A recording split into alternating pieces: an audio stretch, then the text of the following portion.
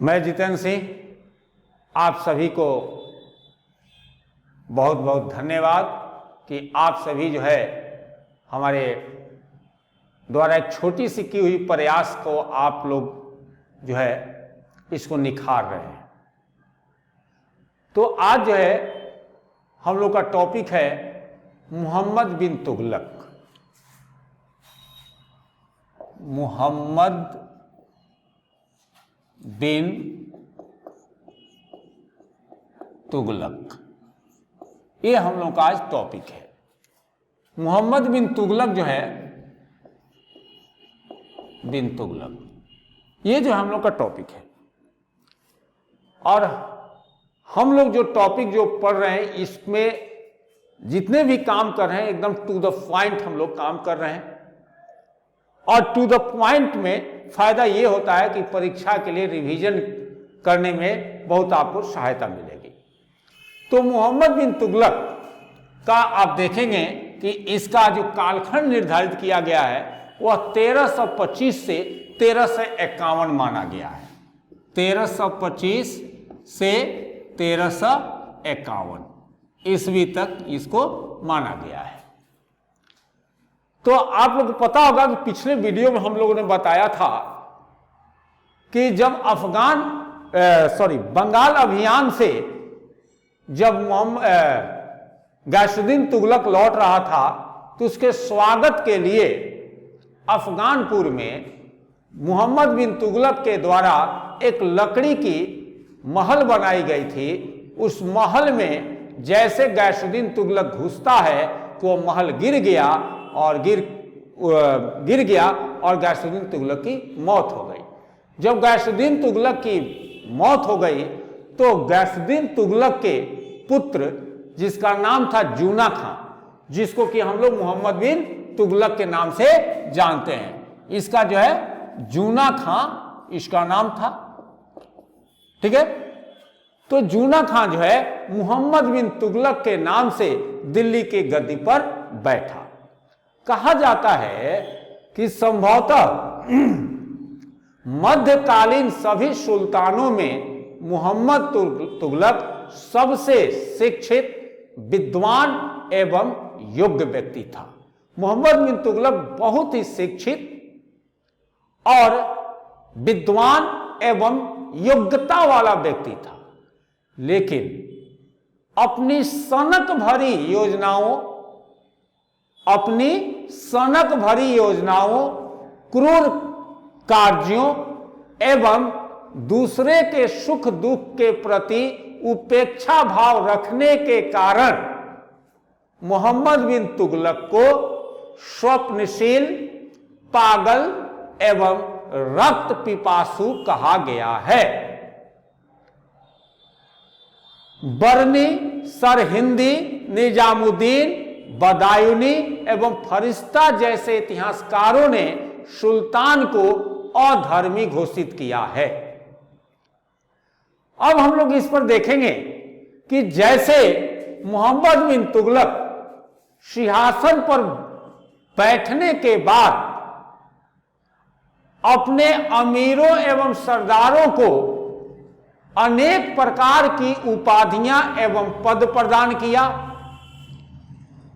मोहम्मद बिन तुगलक ने तातर खां को बहराम खां की उपाधि,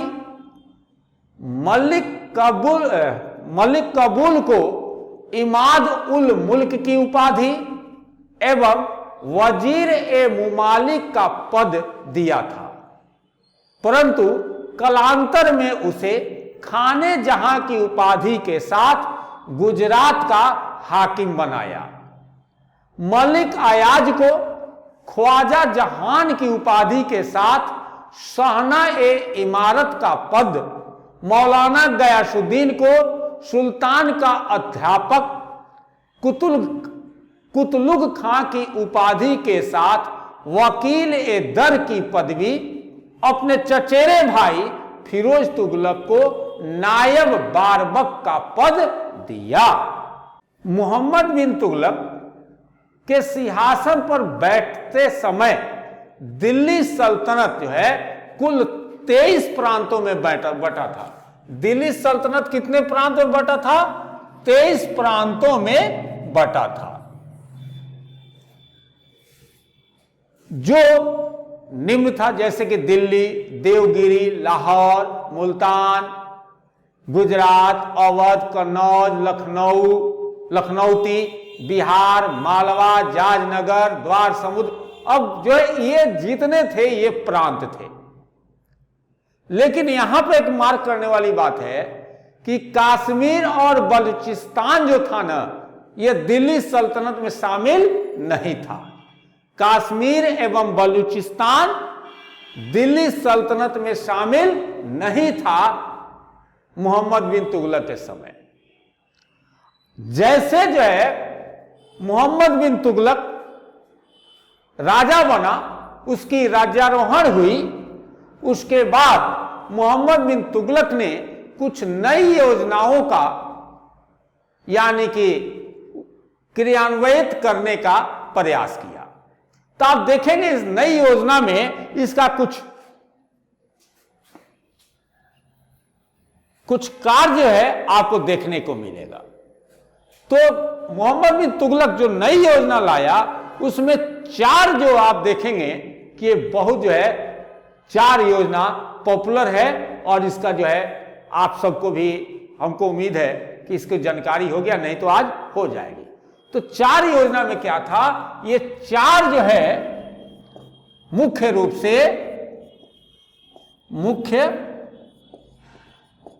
से 4 योजना ये बनाया। तो जैसे आप देखेंगे कि पहला योजना था कि दोआब क्षेत्र में कर वृद्धि। दोआब क्षेत्र में कर वृद्धि, यह इसका पहला योजना था। यह घटना जो है 1326-27 में था। 1326-27 में। दूसरा इसका जो तक योजना था वो था राजधानी परिवर्तन। राजधानी परिवर्तन ये जो था ये भी 1326-27 में था। तीसरी योजना जो थी आप देखेंगे कि सांकेतिक मुद्रा का प्रचलन। सांकेतिक मुद्रा का प्रचलन यानी कि 1329-30 में यह काम करने का प्रयास किया। और चौथा जो आप देखेंगे कि इसकी जो नई योजना थी वह था खुरासान एवं कराचिल का अभियान। खुरासान एवं कराचिल अभियान। अब ये जो है आप देखेंगे कि ये चारों योजना के विषय में हम लोग को जानकारी रखनी होगी। यह मोहम्मद बिन तुगलक का यह नई योजना थी जिसको वह लागू करना चाहता था। तो इसकी पहली योजना थी कि दोआब क्षेत्र में कर वृद्धि। तो मोहम्मद बिन तुगलक अपनी प्रथम योजना के द्वारा दोआब क्षेत्र जो उपजाऊ क्षेत्र था इसमें जो है कर वृद्धि कर दी संभवतः 50%। परंतु जिस साल मोहम्मद बिन तुगलक ने दोआब में टैक्स राजस्व की वृद्धि किया उसी वर्ष यहां पर भयंकर अकाल पड़ गया। कहां? दोआब क्षेत्र में। अब वह अकाल जो पड़ गया जिससे हुआ क्या कि जो पैदावार था वह प्रभावित हो गया, यानी कि पैदावार हुआ नहीं। और मोहम्मद बिन तुगलक के अधिकारियों के द्वारा जबरन यानी कि पूर्ण शक्ति के साथ कर वसूला जाने लगा। तो कर वृद्धि जो दोआब क्षेत्र में इसने किया था और उसी वर्ष अकाल पड़ जाने के कारण पैदावार में कमी हो गई, लेकिन तुगलक के अधिकारियों के द्वारा जबरदस्ती जो है कर वसूल किया जाने लगा, जिसके कारण क्या हुआ कि दोआब क्षेत्र में विद्रोह हो गया। और यह जब विद्रोह हो गया तो कहा जाता है कि मोहम्मद बिन तुगलक की यह योजना असफल हो गई। और जैसे जो है इस बात की पता चली मोहम्मद बिन तुगलक को, तो मोहम्मद बिन तुगलक ने कृषि के विकास के लिए एक नया विभाग, कृषि के विकास के लिए, कृषि के विकास के लिए एक नया विभाग, आप देखेंगे कि अमीर ए कोही, अमीर ए कोही का क्या किया, स्थापना किया। यानी कि पहला जो द्वाब क्षेत्र में टैक्स वृद्धि की गई, यहां पर अकाल पड़ जाने के कारण यहां टैक्स जब वसूला जा रहा था जिससे विद्रोह हो गया, उसके बाद मोहम्मद बिन तुगलक ने कृषि के विकास के लिए एक नया विभाग अमीर ए कोही नामक विभाग जो है बनाया, जिससे कि कृषि का विकास किया जाए। यानी कि पहला जो इनका था मोहम्मद बिन तुगलक का योजना था वह असफल हो गया। अब दूसरा योजना क्या था, राजधानी परिवर्तन। दूसरी योजना राजधानी परिवर्तन। तुगलक ने अपनी दूसरी योजना के अंतर्गत राजधानी को दिल्ली से देवगिरी स्थानांतरित करने का जो है प्रयास किया या स्थानांतरित किया। इस योजना का बहुत ज्यादा जो है आलोचना हुई। इसने अपनी नई राजधानी का नाम दौलताबाद रखा, जबकि इसके पहले कुतुबुद्दीन मुबारक खिलजी ने देवगिरी का नाम कुतुबाबाद रखा था। मोहम्मद बिन तुगलक के द्वारा राजधानी परिवर्तन के कारणों पर इतिहासकारों में एक बड़ा विवाद है। फिर भी निष्कर्ष रूप से यह कहा जा सकता है कि देवगिरी का दिल्ली सल्तनत के मध्य स्थित होना, मंगोल आक्रमणकारियों के भय से सुरक्षित रहना, दक्षिण भारत की संपन्नता की ओर खिंचाव आदि ऐसे कारण थे जिनके कारण सुल्तान ने अपनी राजधानी परिवर्तन की बात सोची थी। यानी कि ये जो राजधानी परिवर्तन था यह क्यों करना चाहता था, इसमें जो है आप देखेंगे कि जो इतिहासकारों ने कहा कि भाई इसका निम्नलिखित कारण था कि जैसे देवगिरी का कहां पर स्थित होना, तो इसके शासन में यानी कि बीच में स्थित होना, फिर जो है दिल्ली, देवगिरी का दिल्ली सल्तनत के क्या है कि बीच में स्थित होना, मंगोल आक्रमणकारियों का जो भय था उससे सुरक्षित रहना, और दक्षिण भारत की संपन्नता की ओर, यानी कि इतना धनी था राज्य कि उधर ये अपने आप खिंचाव हो गया। इसीलिए ऐसा कहा जाता है कि सुल्तान राजधानी परिवर्तन की बात सोची। लेकिन मोहम्मद बिन तुगलक की यह योजना भी पूर्णतः असफल रही और उसने 1335 में दौलताबाद से लोगों को दिल्ली वापस आ जाने की अनुमति दे दी। उसके बाद आप देखेंगे कि मोहम्मद बिन तुगलक की तीसरी योजना थी, वह था सांकेतिक मुद्रा का प्रचलन। तो देखेंगे कि तीसरी योजना के अंतर्गत मोहम्मद बिन तुगलक ने सांकेतिक व प्रतीकात्मक सिक्कों का प्रचलन करवाया। कहा जाता है, बर्नी कहता है कि संभवतः सुल्तान ने राजकोष के जो खाली हो गया था, राजकोष रिक्तता के कारण अपनी साम्राज्य विस्तार की नीति को सफल बनाने हेतु सांकेतिक मुद्रा का प्रचलन करवाया।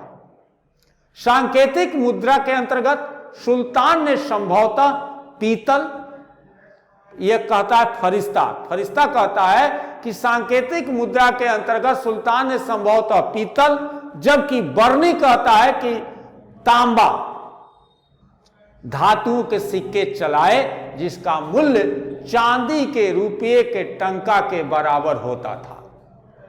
सुल्तान को अपनी इस योजना पर असफलता का भयानक आर्थिक क्षति का सामना करना पड़ा। यानी कि उस समय क्या था कि बहुत सारे लोग जो है जाली मुद्रा छाप लिए और जाली मुद्रा छापने की वजह से हुआ क्या कि सुल्तान का जो आर्थिक जो स्थिति था वो डैमेज हो गया। जिसके कारण जो है राज्य का नुकसान हुआ। अब सुल्तान की चौथी योजना थी खुरासान एवं कराचिल अभियान। तो चौथी योजना के अंतर्गत मोहम्मद बिन तुगलक के खुरासान एवं कराचिल विजय अभियान का उल्लेख किया जाता है। खुरासान को जीतने के लिए मोहम्मद बिन तुगलक ने 3,70,000 सैनिकों की विशाल सेना को 1 वर्ष का अग्रिम वेतन दे दिया, परंतु राजनीतिक परिवर्तन के कारण दोनों देशों के बीच समझौता हो गया, जिससे सुल्तान की यह योजना असफल रही और आर्थिक रूप से क्या हुआ, घातक सिद्ध हो गया, क्योंकि जितने भी सेना थे सबको जो है इसने क्या किया था कि 1 वर्ष का उनको जो है पेमेंट कर दिया था। लेकिन अब कराचिल अभियान के अंतर्गत सुल्तान ने खुसरो मलिक के नेतृत्व में एक विशाल सेना को पहाड़ी राज्यों को जीतने के लिए भेजा। इसकी पूरी सेना यानी मोहम्मद बिन तुगलक जो खुसरो मलिक के नेतृत्व में भेजा गया था पहाड़ी राज्यों को जीतने के लिए, कराचिल विजय के लिए, तो वो जो पूरी सेना जो गई वह जंगल में, दुर्गम जंगली रास्तों में क्या हो गया, भटक गई। इब्न बतूता एक राइटर है, उसने बताया है कि वो सेना में से मात्र 3 अधिकारी ही बचकर वापस आए। इस तरह मोहम्मद बिन तुगलक की यह योजना भी क्या हुआ, असफल हो गया। अब जो है कहा जाता है कि संभवतः 1328-29 के बीच मंगोल आक्रमणकारी तरमासरीन चगताई एक विशाल सेना के साथ भारत पर आक्रमण कर मुल्तान, लाहौर से लेकर दिल्ली तक के प्रदेशों को रौंद डाला। ऐसा माना जाता है कि सुल्तान मोहम्मद तुगलक ने मंगोल नेता को घूस देकर वापस किया था। अपनी इस नीति के कारण सुल्तान को आलोचना का शिकार बनना पड़ा। सुल्तान मोहम्मद तुगलक के शासनकाल में कुछ विद्रोह हुए और उस विद्रोह को हम लोग को जानना जरूरी है। मोहम्मद बिन तुगलक के शासनकाल में जो प्रमुख विद्रोह हुआ था उसके विषय में जानना है। जैसे कि आप देखेंगे कि प्रथम जो विद्रोह हुआ था, प्रथम विद्रोह, यह विद्रोह आप देखिएगा कि 1327 ईस्वी में मोहम्मद बिन तुगलक के चचेरे भाई गुशरफ ने किया था, जो गुलबर्गा के निकट सागर का सूबेदार था। वह सुल्तान द्वारा यानी कि मोहम्मद बिन तुगलक के द्वारा बुरी तरह पराजित किया गया। फिर जो देखिएगा कि दूसरा विद्रोह 1327-28 में सिंध तथा मुल्तान के सूबेदार बहराम आइवा का विद्रोह था। 1335 में सैयद जलालुद्दीन हसन द्वारा माबर में किया गया विद्रोह था। लाहौर के सूबेदार अमीर हलाजू का विद्रोह। 1330-31 में बंगाल का विद्रोह, जिसे प्रारंभ में सुल्तान ने दबा दिया था, पर 1340-41 के करीब शमसुद्दीन के नेतृत्व में बंगाल दिल्ली सल्तनत से क्या हुआ, अलग हो गया। 1337-38 में कड़ा के सूबेदार निजाम का विद्रोह हुआ। 1338-39 में बिदर के सूबेदार नुसरत खां का विद्रोह हुआ। 1339-40 में गुलबर्गा के अली शाह का विद्रोह हुआ। अवध के सूबेदार आइन उल मुल्क मुल्तानी का विद्रोह 1340-41 में हुआ। इस तरह इसके शासनकाल में बहुत सारे विद्रोह हुए। इसी तरह के विद्रोह का सुल्तान ने सफलतापूर्वक क्या किया, दमन किया। मोहम्मद बिन तुगलक के शासनकाल में ही दक्षिण में 1336 में हरिहर एवं बुक्का नामक 2 भाइयों ने स्वतंत्र विजयनगर राज्य की स्थापना की। 1347 में महाराष्ट्र में अलाउद्दीन बहमन शाह ने स्वतंत्र बहमनी राज्य की स्थापना की। अफ्रीकी यात्री इब्न बतूता लगभग 1333 में भारत आया। सुल्तान ने इब्न बतूता को दिल्ली का काजी नियुक्त किया और 1342 में मोहम्मद बिन तुगलक ने इब्न बतूता को अपना राजदूत बनाकर चीन भेजा। इब्न बतूता ने अपनी पुस्तक रिहला में मोहम्मद तुगलक के समय की घटनाओं का वर्णन किया है। अपने शासनकाल के अंतिम समय में जब सुल्तान मोहम्मद बिन तुगलक गुजरात के विद्रोह को कुचलकर तारगी को समाप्त करने के लिए सिंध की ओर बढ़ा, तो मार्ग में थट्टा के निकट गोडाल पहुंचकर वह गंभीर रूप से बीमार हो गया। यहीं पर सुल्तान की 20 मार्च 1351 को मृत्यु हो गई। इसके मरने पर इतिहासकार बदायूनी ने कहा कि सुल्तान को उसकी प्रजा से और प्रजा को अपने सुल्तान से मुक्ति मिल गई। ये था मोहम्मद बिन तुगलक का जो मेन जो पॉइंट था, वह पॉइंट मैंने वीडियो के माध्यम से आपके सामने रखा और आप इसका अध्ययन करके आप कोई भी एग्जाम, चाहे वो railway, SSC, BPSC, UPPCS, Jharkhand PCS, जो भी है, आप सारे एग्जाम जो है इससे तैयारी कर सकते हैं। और आप सबसे नम्र निवेदन है कि जो लोग मेरे चैनल को सब्सक्राइब नहीं किए हैं, कृपया आप सभी सब्सक्राइब करें और उसे आगे बढ़ाने का प्रयास करें। जय हिंद, जय भारत।